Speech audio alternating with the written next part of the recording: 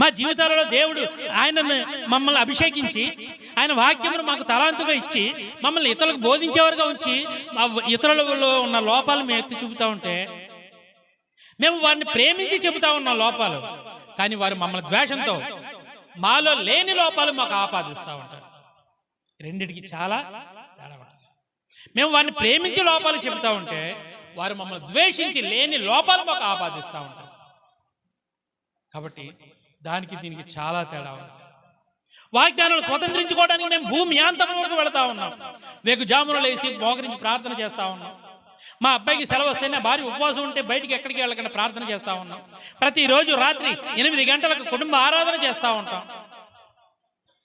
మమ్మల్ని ద్వేషించేవారు మీరు కూడా చేయండి, తప్పే ఉంది. అప్పుడు ఈ పరిచయం మీరే చేస్తారు, మేము సైలెంట్గా కూర్చుంటాం. ఈ పరిచర్య దేవుడు ఇచ్చింది. ఇక్కడ మందిరం ఏర్పాటు చేసింది దేవుడి కృప వలన. ఇక్కడికి వచ్చే వాళ్ళని దీవించబడాలని మేము కోరుకుంటా ఉంటే ఎదో మంద అని తిట్టేవాళ్ళు ఉన్నారు. ఎవరి నోరు ఎలా ఉంది, ఎవరి నోటిని బట్టి దేవుడు దీవిస్తూ ఉంటాడు. నీ నోరే నీ దీవెన, నీ నోరే నీకు శాపం ఏదైనా కొని తెచ్చేది. దేవుడు ముందే చెప్పాడు, ఆశీర్వాదమును శాపము మీ ఎదుట పెట్టి ఉన్నాను.